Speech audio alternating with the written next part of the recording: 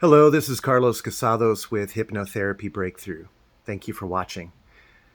Today I'm going to talk about how to use mindfulness to eradicate or eliminate compulsions. There are a lot of techniques out there. There's a lot of methods for handling these kinds of things, or let's just say there are a few different ways to do it. Um, what I'm going to talk about today is not specifically NLP per se. It's not a technique that you'll find in the repertoire. Um, it's more related to the cultivation of mindfulness as put forward by Buddhist teachings and Buddhist psychology. So I'm going to explain a couple of things that I think will help uh, to not only understand what compulsions are, but how to handle it and how to take that into your life, so that you don't need to have you know a specialist guiding you through hypnotic techniques or various kinds of um, closed eye processes in order to make this happen.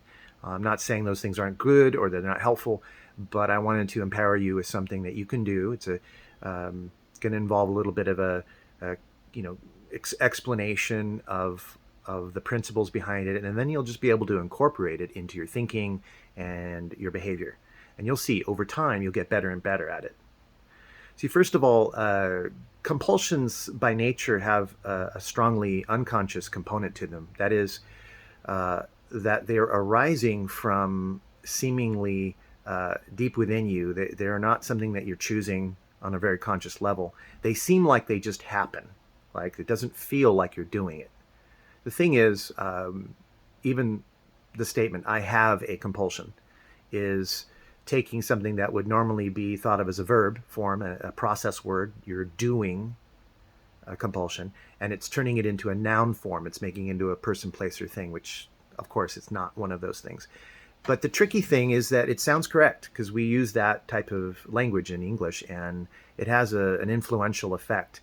Some might say a hypnotic effect, because when you say it often enough, it bypasses the critical faculty, and you're not being very mindful. And suddenly you're saying something that's sliding into the metaphor category, and it communicates to your deep self that it is somehow true. It goes unquestioned, and those unquestioned realities are what transform doings into happenings. So the things that you think that you're consciously choosing on a volitional level start to become robotic or automatic reactions. So today, its focus is bringing you back into responsibility. That is, your ability to respond to things as they come. And this is going to require a little bit of you being mindful and having a very um, sharp and acute awareness. Of course, you can't maintain that 24 hours a day, but if you just bring that into your world a little bit more and start to catch yourself out a little bit like a detective, have fun with it. It's not something you have to take seriously. Just enjoy and explore it, and you'll find that play will get you farther than seriousness. Okay, so I know people suffering with compulsions are often suffering, and I don't mean to diminish that in any way. But um, what if we could diminish it? What if we could actually diminish it? Meaning, we could take the pain, we could take the sorrow, the misery, and make it less. Maybe that'd be okay. So I want to say that I respect you. I don't need to respect your problem. Uh, I hope you don't take offense to that, because it's meant with love, and it's meant with absolute confidence in your ability to handle this. Everyone who is on a path of personal growth is essentially working on their enlightenment. What is enlightenment? I don't know. I'm still looking into this. I'm on a path of enlightenment.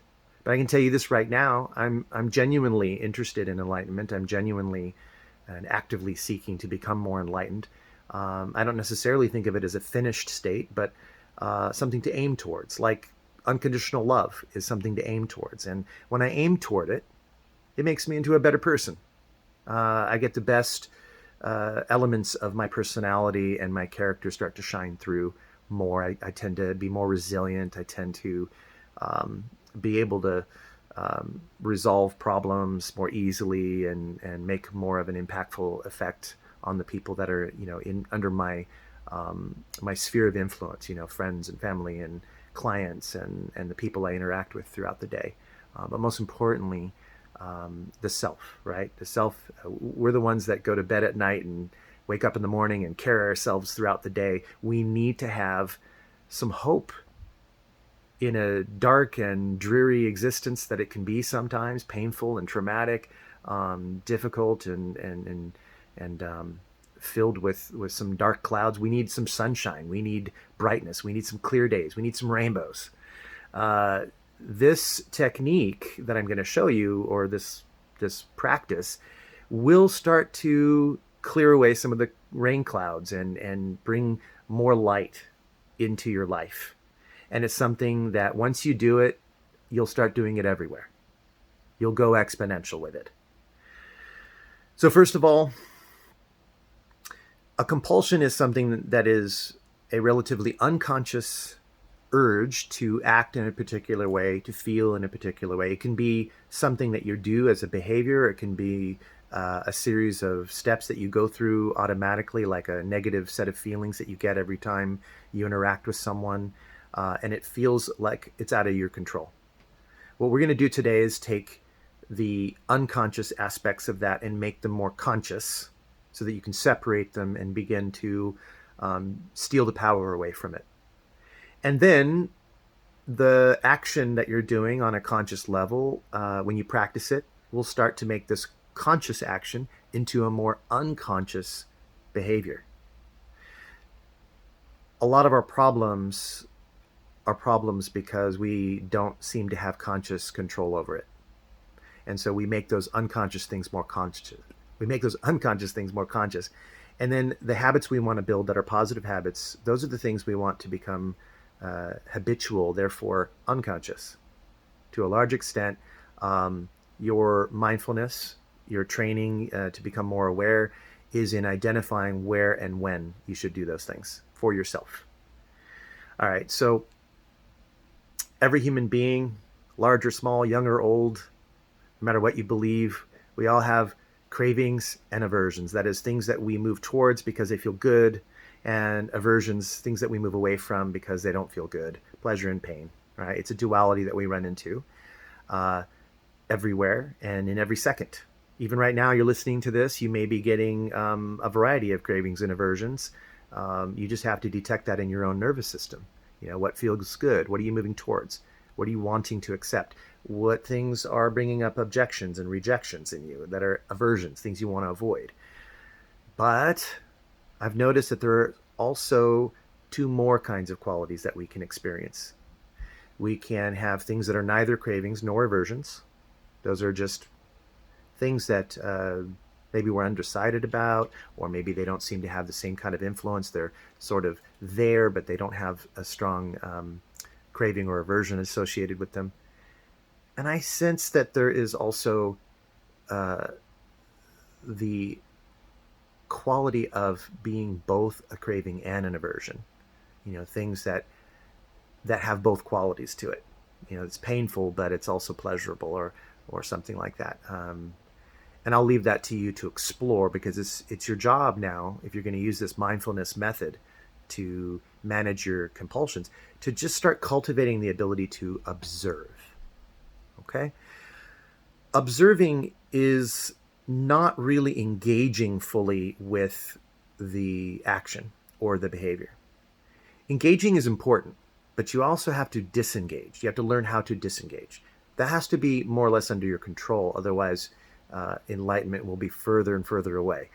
The more capacity you have to cultivate yourself as a person who can engage or disengage at will, to allow yourself to become absorbed by experiences and feelings and sensations, and to separate yourself and detach and become, from a perceptual level, go meta to your experience, to be able to observe that you and the object that you're engaging with are actually separate. So that means your anxiety, if you feel it, doesn't have to be your anxiety. It can just be the anxiety that you're experiencing. And experiencing is a process word, meaning that you're doing something in your nervous system to engage with it. So if you separate the observer part of you from the part of you that's having the experience. That means you can, in practice, watch the compulsion that says, well, this is the time when you need to feel social anxiety. So start feeling that stomach cramp up and start feeling more gastric juices welling up in your tummy. Start feeling tension in your shoulders. Start to feel a cold sweat. Let your heart, start thinking thoughts about how people are going to think that you're stupid or not like you or something. This is an example of a series of, maybe call it like a syntax of sensory steps that we might go through, things that we see, hear, feel, and think, right, that are involved with the strategy of feeling a particular thing. If you step back and you observe, oh, there's that anxiety again, and it wants me. Notice I said it, right? That is the anxiety pattern. It wants me to go through this habituated sequence of thoughts and feelings in order to create anxiety. Okay? If you can observe that and stay very still in your consciousness, be very centered in your true self, your ability to observe that and not engage. So let's say you said, all right, I'm not going to run away from this feeling. I'm not going to go do drugs or alcohol or just kind of distract myself. What I'm going to do is be very mindful. I'm going to observe that the tendency wants me to do that. That's the compulsion. At this point, I am observing it. I am no longer subject to it. I can simply observe that my body is experiencing that feeling. And we have a level of separateness from it. In that moment, if we notice that that feeling has a peak and a valley, so it goes up to a level of strength, and then it kind of dissipates over time because it's impermanent. It had an origin, therefore it will have an ending. Okay, it cannot last. Emotions in feelings like that have a life cycle of about 30 to 60 seconds, something like that. I don't know the exact number of seconds, but let's just say it's a really short period of time like that. And if you observe, you'll notice that it's kind of hard to maintain the same feeling without doing something to maintain it. You got to think new thoughts about it. You got to change your physical posture. You got to change your breathing in order to continually invest yourself in a feeling. Otherwise, it just vanishes. It dissolves. So if you watch it dissolve in front of you, it will probably happen again, that you get that cycle again where it goes up and increases in intensity and then it falls. And you may observe this happening several times. However, over time, if you continue to observe it and not act on it, whatever it wants you to do, you don't do. If it wants you to avoid or avert that behavior, or let's say it's a pleasurable thing like an addiction to something where you crave that thing, if you just observe it enough times, your own strength, your own integrity in your mind starts to match the power and exceed the power of the compulsion itself. And then that compulsion, by comparison, begins to become weaker and weaker because you're not feeding it. You're not reinforcing the neurobiological pattern that it is. And it gets weaker and weaker and weaker. So without knowing anything about NLP, without knowing any hypnotic techniques, if you begin to cultivate this awareness that you can be the observer of your experiences, of your sensations, if you can notice whether it's a craving or an aversion, or both a craving and an aversion, and you can notice what it wants you to do, but not do anything. The Taoists sometimes refer to this as non-action. Okay?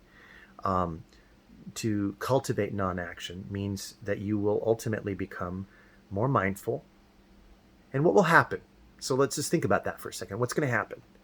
You continue to do that, and then you're accessing more of your executive functions, more of your imagination, more of your capacity to explore the possibilities. Therefore, there's clarity and wisdom. You can choose to then do something, but what you're choosing to do when you do something is coming from a wiser place inside of you, a place that is connected to the feeling of grace, um, elegance, simplicity, health, abundance, intelligence, compassion. And when you behave that way, it's immediately apparent that you've done yourself something really nice, something really good. You've benefited from it. The more you do that, it's just pure rational awareness that shows you, wow, my life is getting better when I do this, and people are responding in a more fortuitous way when I behave this way. I'm not getting as angry. I'm not saying things that I regret. I'm not doing things that I regret. I'm not feeling as embarrassed by my behavior, whether shame is due to other people observing you do those behaviors, or whether it's shame that you feel toward yourself because you just feel that you should be doing better. Should, right? Even those feelings around it, the should part, right? Is there a compulsion that says I should feel shame when I have those thoughts? That's also a compulsion.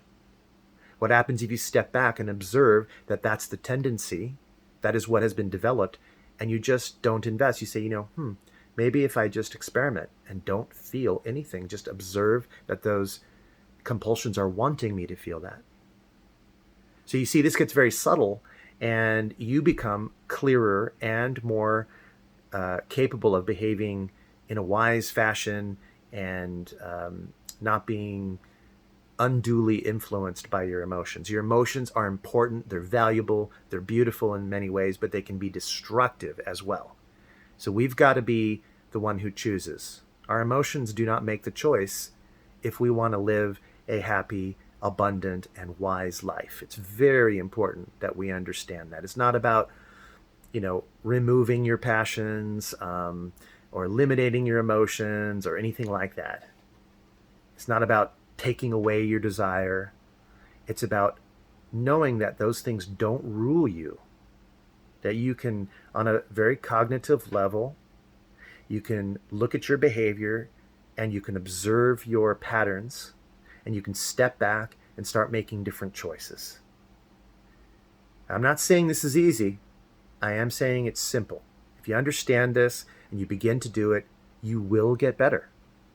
Each time you even notice that you've been doing it, that is a win, and you can celebrate that. Each time you notice that there's a pattern that you didn't notice before, that's a win.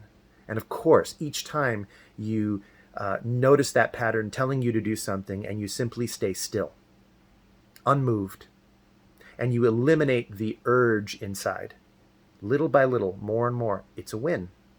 And then you can continue to extrapolate that and apply that wisdom to every other area of your life. Now,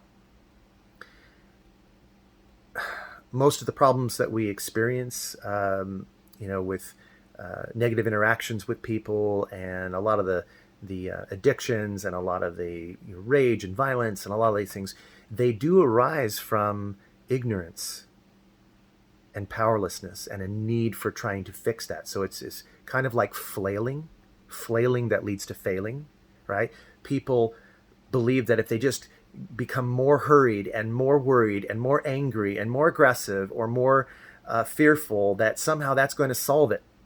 And it's tempting, because everyone experiences these cravings and aversions, and very few people cultivate the mindfulness to step back. And when they do, and when they get very good at it, we tend to call those people wise. These are the people we go to for advice. These are the people who make us feel calm, still, centered, at peace. The mindset is equanimity. Equanimity is that calm, balanced, even-keeled state. When you're cultivating mindfulness, you have equanimity. When you can observe your compulsions, you have equanimity. And equanimity allows you to make wise choices and choose when you want to become fully absorbed, when it's appropriate for you to become fully absorbed in any activity or feeling. Take, for example, the high performance state of playing classical guitar. My friend Jonathan, who's an amazing guitarist, shared with me this story about how when he plays a classical piece at an auditorium and he performs it, he doesn't think about the difficult fingering position that's coming up in this next bar of music or whatever. Uh, he just simply lets go and he enjoys the sound of the notes. And he lets his body and his mind get completely absorbed in the feeling of the note as he's plucking the strings. And he says it's almost as if his consciousness is just traveling with the note all throughout the theater, all throughout the space. And he doesn't think about the difficult fingering at all. He's not concerned with whether he fails or doesn't fail. He just lets himself become fully absorbed. Now, that's a great example of a flow state. And when he's done, you know, he realizes there's a guitar there and he's performing and he might be meeting people afterward and shaking hands and smiling. And that's not a flow state. If he's learning a new piece of music, that's not a flow state. That's him learning, right? Using a different part of consciousness. So it's important that you realize that it's not bad that you have compulsions. It's part of the function of being human and having a human nervous system. And it's partly how we learn. But we need to take a look at where it's serving us and where it isn't. And this mindfulness solution is a way of teaching yourself to become more and more capable of being more and more enlightened in your behavior, in your thoughts, and in your feelings. So I hope that's helpful for somebody who's listening to this. If you have questions, if you have comments, if you want to share something that you experienced in this regard, I invite you to do so. Please share in the comments. And I also want to mention that for those who want to learn a very powerful, tried and tested method for training this kind of mindfulness, there's a technique called Vipassana meditation. And if you go to dhamma.org, dhamma.org, that is a place where you can sign up for a 10-day meditation retreat, in which they will teach you this technique step by step, in greater depth than I have shared with you. And it's amazing. It's an amazing retreat. I've done it myself. Some of my clients have done it. Many of my friends have done it. And I've heard nothing but positive feedback. I can give you nothing but positive feedback about it. I highly encourage you to explore the possibility of taking this even one step further and training yourself in Vipassana meditation. It will change your life. If you go through the 10 days, I have no doubt that it will change the way you view things.